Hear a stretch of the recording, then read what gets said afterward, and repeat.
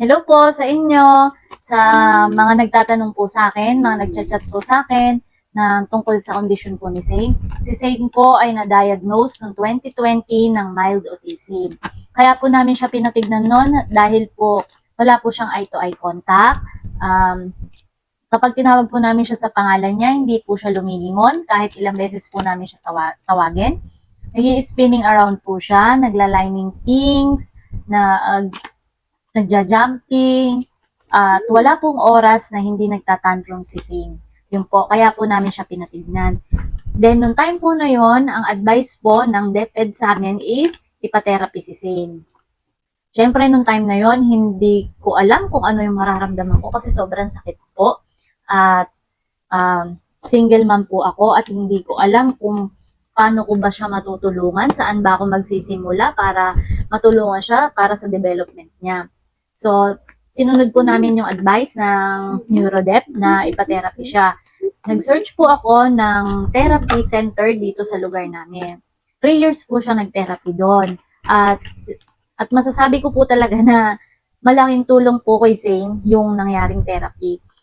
At nung una po talaga, hindi niyo po talaga agad makikita yung improvement niya. Hindi naman kasi ganun kadali. Agad-agad na one click lang, ayan, nag-improve na, ayan, na-develop na. Hindi po. Talagang patience at saka pagtsatsaga po ang talagang kailangan natin para sa kanila. So, nung pinate-therapy ko po si Zane, pinapollow up ko po dito sa bahay. Kung ano po yung mga activity na ginagawa nila doon, pinapollow up ko po dito. Kaya po nagsesearch ako online at saka nagsesearch ako ng mga learning toys na talaga makakatulong po sa kanila, sa kanya, lalo sa sensory niya, sa mga motor skill, ayun. At ngayon po, si Zane is 7 na. Inilipat ko po siya sa public school nitong pasukan. Grade 1 regular po siya doon. 1 year na din po siya ngayon na hindi nagte-therapy. At dito na lang po kami sa bahay, lagi nag-a-activity. And sa school po niya ngayon, meron po kasi doon na special needs education. Meron po siyang inclusion twice a week. May pasok po siya sa inclusion twice a week na libre po talaga dahil nga po meron doon sa school nila. Ngayon po na maraming nagtataka at maraming nagsasabi na parang typical na bata naman daw si Zane. Ayan, marami po talaga kahit sa personal ganyan. Marami po kahit sa chat nagsasabi na parang typical na bata naman talaga si Zane, parang ala namang kondisyon. Pag tinignan, hindi po siya conversant. Hindi po siya makapagsalita ng sentences. Hindi pa po niya kaya. Yung po yung talagang pinapractice ko sa kanya, kaya lagi po namin siyang kinakausap, lagi kami nakikipagkwentuhan sa kanya para ma-practice po siya na, di ba po yung mga bata, yung ibang bata, yung mga typical na bata, ayan, pag nagkwento na sa magulang, dire-diretso, ayan, si Zane po hindi. Hindi pa po niya kaya. Pero alam ko po, sa sarili ko, na dadating din kami sa time na yun. Kasi nung time na unang therapy niya, wala akong nakikitang improvement, wala. Nung time nga po na yun, nawawalan ako ng pag-asa Kasi hindi ko alam kung mag-i-improve pa ba siya, mababago pa ba yan. Pero tingnan nyo naman po, si Zane ngayon, ibang-iba na. Minsan nagugulat na lang din po ako sa mga nalalaman niya, sa mga improvement niya, nagugulat na lang din po talaga ako. Kaya alam ko rin sa sarili ko at nagtitiwala din po ako at alam ko na kaya ng anak ko na dadating din kami sa time na magiging conversant siya na makakapagsalita siya ng sentences, ayan, makakapagkwentuhan na siya ng dire-diretso.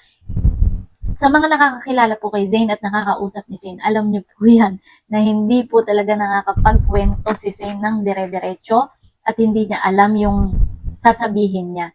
At nag-struggle din po siya nung pinasok ko siya sa bagong school niya.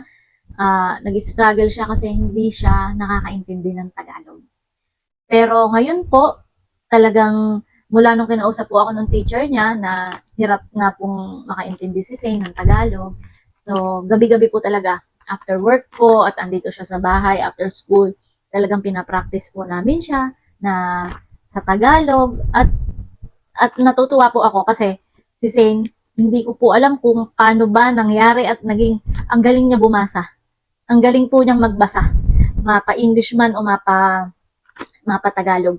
Pero lahat po yun hindi po niya naiintindihan.